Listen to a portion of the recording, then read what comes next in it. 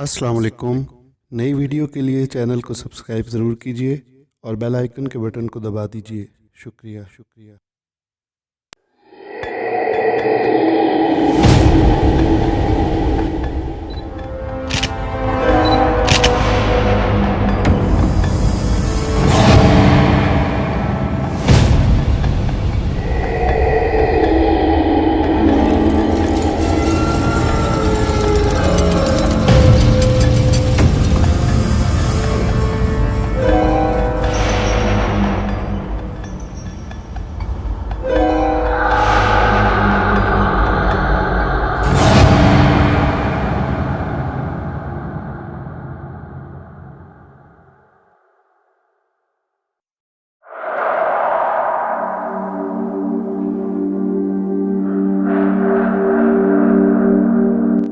बिस्मिल्लाहिर्रहमानिर्रहीम। अस्सलाम वालेकुम। Welcome to my YouTube channel डर की दुनिया। उम्मीद करती हूँ कि आप सब लोग बिल्कुल खैरियत से होंगे और अल्लाह के फजलो करम से आप अपने घरों में महफूज होंगे। अल्लाह ताला हम सबको अपने हिफ्ज़ अमान में रखे, आमीन। आज का वाक़या जो मैं आप सबसे शेयर करने वाली हूँ वो इंतहाई खौफनाक और दिल दहला देने वाला वाक़या है, जिससे आम बंदा बहुत ज़्यादा खौफज़दा हो जाए। आज का वाक़या हमारी एक लिसनर ने हमारे साथ शेयर किया है, जिनका ताल्लुक़ कराची से है।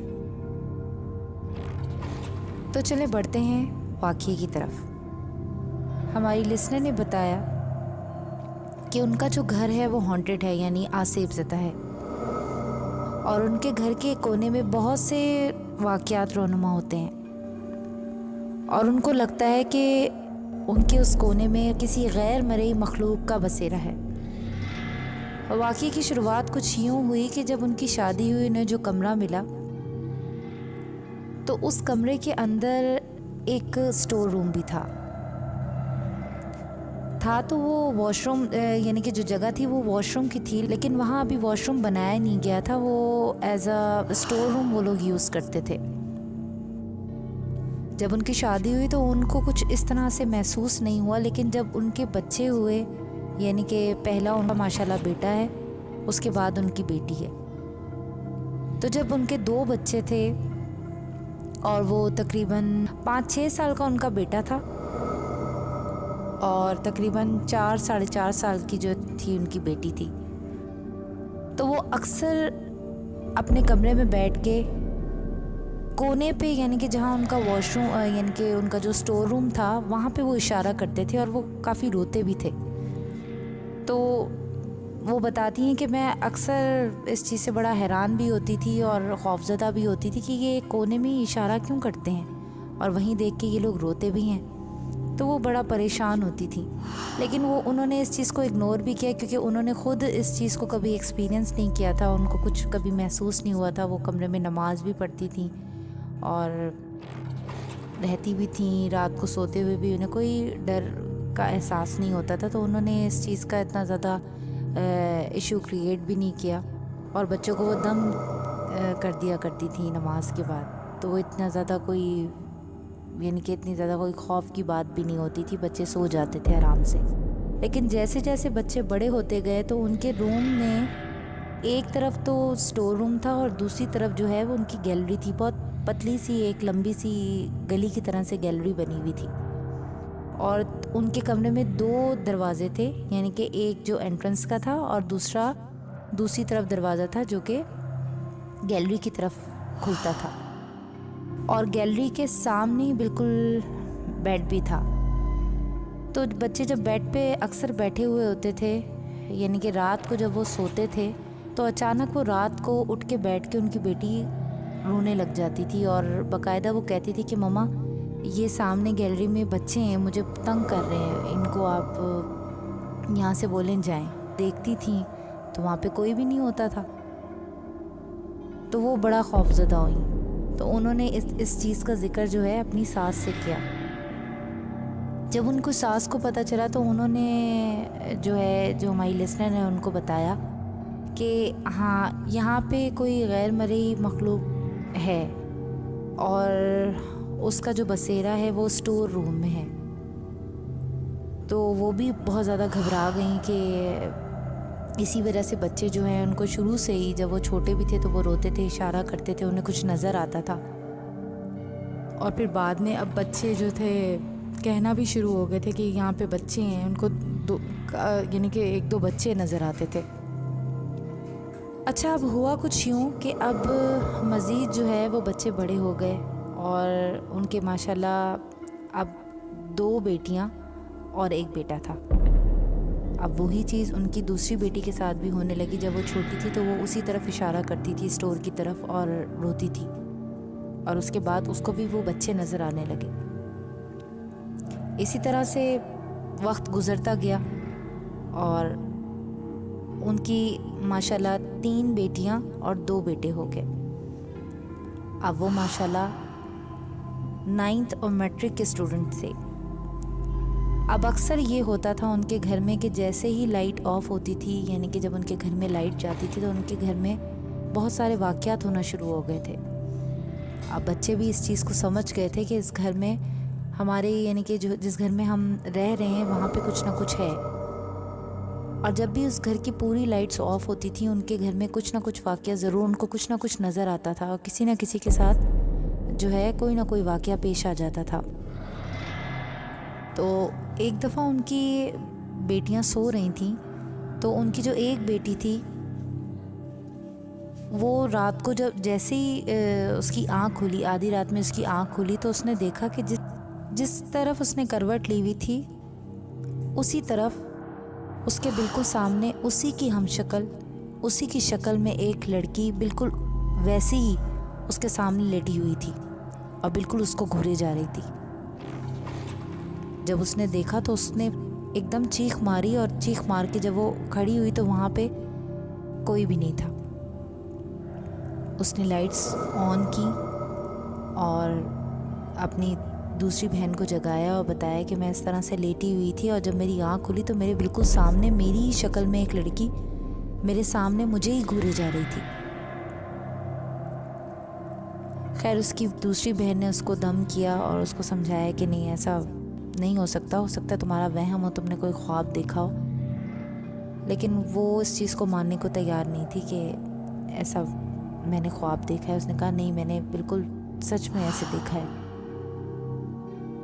खैर इस तरह से एक वाक़या उसके साथ हुआ। फिर उसकी जो दूसरी बहन है, यानी कि जो हमारी लिस्टनर है, उनकी जो बेटी हैं, उनकी दूसरी बेटी के साथ भी इसी तरह से वाक़या हुआ।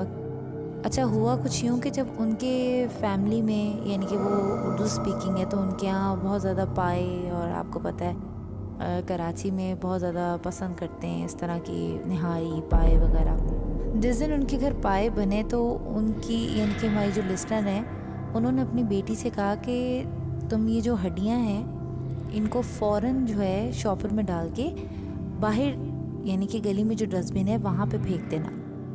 तो उनकी बेटी किसी और कामों में लग गई और वो भूल गई फेंकना, और उसने वहीं पे जो है वो डस्टबिन में अपने किचन में ही शॉपर में डाल के रख दिया। उसका इरादा ये था कि वो बाहर जो है जब वो बर्तन धो लेगी तो वो बाहर वाले गली में जो डस्टबिन है वहाँ फेंकेगी, लेकिन उसे याद नहीं रहा। तो अब जहाँ उनका कमरा था उसमें बिल्कुल सामने किचन नज़र आता था। जब वो लोग रात को सोए तो उस बच्ची ने देखा कि किचन के अंदर कोई एक साया सा है, और कम बिल्कुल जैसे 2 फुट का कोई काला सा, बिल्कुल जैसे कोई बच्चा होता है छोटा, वो डस्टबिन के ऊपर झुक के और वो हड्डियाँ खा रहा था। यानी कि वो डस्टबिन के ऊपर बैठा हुआ था और वहाँ से वो हड्डियाँ खा रहा था। और जैसे ही उनकी बेटी ने किचन में उसको वो देख रही थी तो अचानक उसने उसकी तरफ देखा, जिसकी आंखें इंतहाई लाल थीं। तो उस टाइम भी उसने जो है वो चीख मारी और जो है वो उठ के बैठ गई और उसने अपनी मम्मा को बताया कि मम्मा, मैंने ऐसे देखा है कि डस्टबिन के ऊपर झुककर कोई चीज़ जो थी वो साया सा था और वो हड्डियाँ खा रहा था। अब इसी तरह से एक दफ़ा फिर इसी तरह से हुआ कि उनका जो बेटा था वो लाइट गई हुई थी। अच्छा, अब ये मैं आपको बताऊं कि जब उन्होंने ये चीज़ हमें बताई है कि जब भी उनके घर लाइट जाती थी, यानी कि जब अंधेरा होता था, तो अंधेरे में ही ये वाक़यात होते थे, यानी कि रात के टाइम या जैसे लाइट गई हुई हो रात में, तो ये सब चीज़ें उन्हें नज़र आती थी। अब जब लाइट गई हुई थी तो उनका बेटा जो था वो यानी कि दरवाज़ा जो था, दरवाज़े के बीच में जैसे हवा का गुज़र वहाँ से हो रहा था, तो वो वहाँ पे लेट गया। तो जब उनका बेटा वहाँ पे दहली यानी कि उस दरवाज़े के सामने सो रहा था, तो किसी गैर मरई मखलूक ने उसे उठा के दूसरी तरफ फेंका, क्योंकि वहाँ से उस मखलूक का गुज़र था। इसी वजह से कहते हैं कि हमें अक्सर दहलीज़ में या दरवाज़े के सामने बिल्कुल नहीं सोना चाहिए, क्योंकि अक्सर बहुत सारी मखलूक़ात होती हैं जिनका गुज़र होता है, जिन्हें हम नहीं देख सकते। तो आप भी इस चीज़ पे एहतियात किया करें कि आप दरवाज़े के बीच में या दहलीज़ के सामने जो है वो ना सोएं, ना बैठें, ख़ासकर मगरिब के टाइम। इस चीज़ का आप लोग भी बहुत ज़्यादा ख्याल किया करें। अब इसी तरह जब भी उनके घर लाइट जाती थी तो इस तरह के वाक़यात होते थे। अच्छा, इसी तरह दोबारा उनके साथ वाक़या, उनकी बेटी के साथ वाक़या पेश आया है कि लाइट उनके घर फिर गई हुई थी, और वो जो पानी की मोटर होती है वो नीचे उसको वो ऑन हुई हुई थी, और जैसी लाइट गई तो वो जाहिर सी बात है ऑन ही थी। तो उसको बंद करने के लिए जब वो नीचे गई, अपनी मोबाइल की जो टॉर्च होती है वो ऑन करके, जैसे ही उसने मोबाइल की टॉर्च ऑन की और जैसे ही उसने सामने की, तो उसके सामने कोई चीज़ भागती हुई, वही 2 फुट की जो चीज़ थी जो बिल्कुल बच्चे की तरह लग रही थी, वो भागती हुई उसकी तरफ आ रही थी। वो अचानक बच्ची जो है वो लड़की डर गई और वो एकदम से पीछे हटी और उसने जो है एकदम चीख मार दी। और फिर बाद में बताया कि भाई इस तरह से जब मैंने लाइट ऑन की तो मुझे इस तरह से नज़र आया है। अब उनके घर ये वाक़यात अभी भी होते हैं, वो उसी घर में रह रही हैं, लेकिन वो ये कहती हैं कि हमें जो भी चीज़ है उसने हमें कोई नुकसान नहीं पहुंचाया, लेकिन वो हमें नज़र ज़रूर आती है। और वो है बच्चा ही कोई, यानी कि वो छोटे कद का 2 फुट का जो भी मखलूक है वो इस तरह से है और वो हमें नज़र आती है।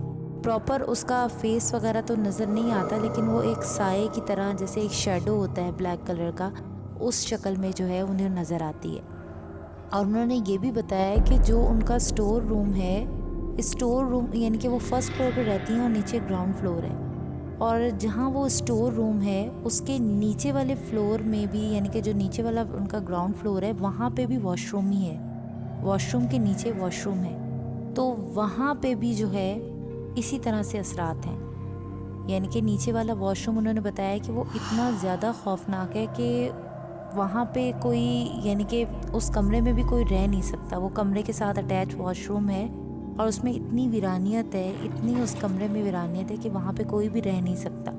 वहाँ पे जो भी लोग रहने आते हैं वो बहुत जल्दी घर खाली कर देते हैं, लेकिन उन्होंने रेंट पे चढ़ाया हुआ है और वो यानी कि इतने दिन जो है कोई भी वहाँ पे नहीं रहता, ज़्यादा से ज़्यादा 3 महीने 6 महीने इस तरह से रह के वो घर खाली हो जाते हैं। और इसी तरह से जो ऊपर जो इनका स्टोर है वहाँ पे वॉशरूम नहीं बना हुआ, उन्होंने एज अ स्टोर यूज़ कर रहे हैं, तो वहाँ पे भी ये असरात हैं, यानी कि नीचे से लेके ऊपर तक जो वो वाला कोना है वहाँ पे असरात हैं। तो ये उन्होंने हमारे साथ जो अपना वाक़या है वो शेयर किया है, अपनी स्टोरी हमें बताई है। वो घर अभी भी उसी घर में रह रही हैं, तो उन्होंने हमारे साथ ये वाक़या शेयर किया है।